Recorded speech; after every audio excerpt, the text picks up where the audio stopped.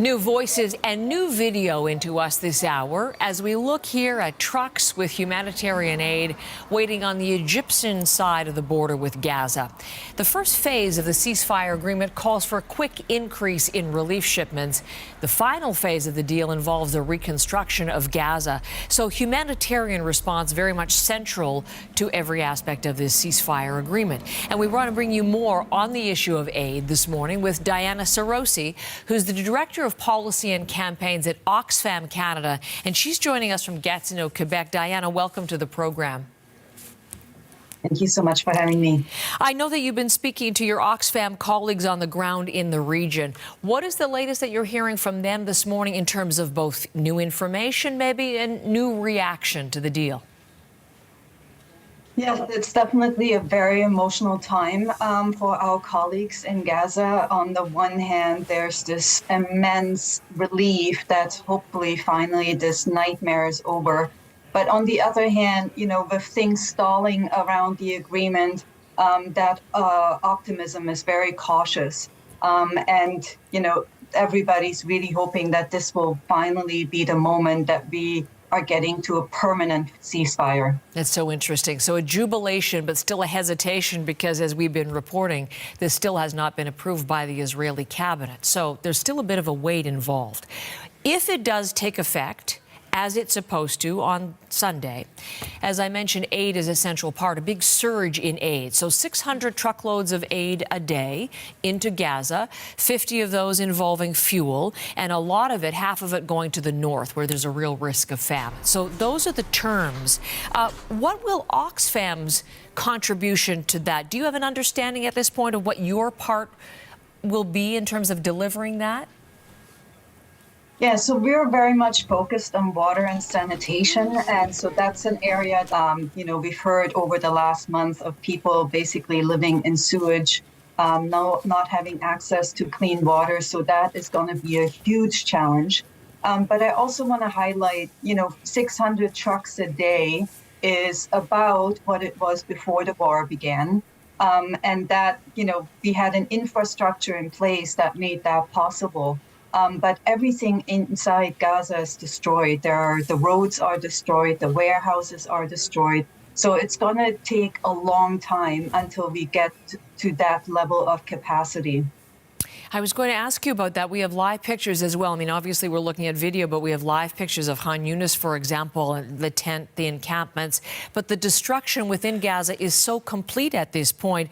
I was thinking that must be the biggest challenge in terms of delivering that aid. Is that the correct assessment?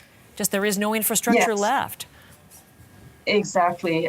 There's just not much left inside. There are no trucks, there are no roads, so it's going to be a real challenge. And the other aspect is the ceasefire agreement doesn't speak to the role of UNRWA, which has been banned by Israel. And UNRWA played such a central role in the delivery of aid, with having hundreds of employees who were moving things inside Gaza.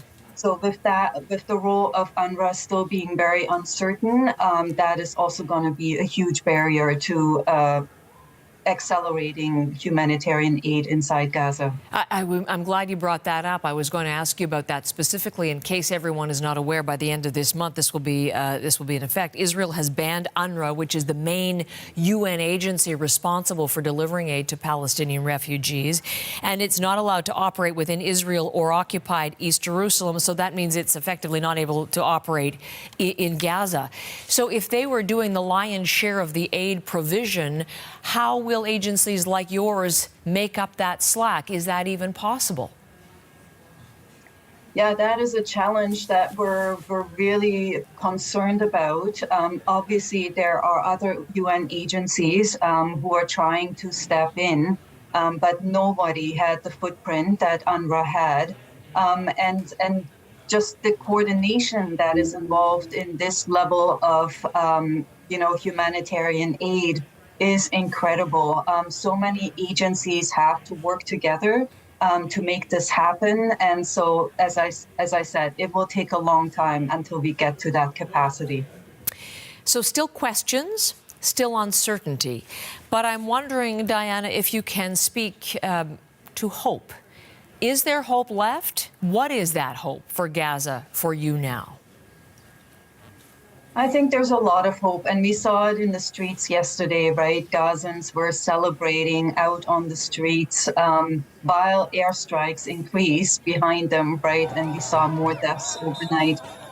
So yeah, the mood is definitely celebratory, but the problem also is we need to address the root causes of this violence, right? And that's the illegal occupation, that's the arbitrary detention of Palestinians, that's the growing settlements into Palestinian land. As long as those are not addressed, it's going to be hard to consider this the end of the war.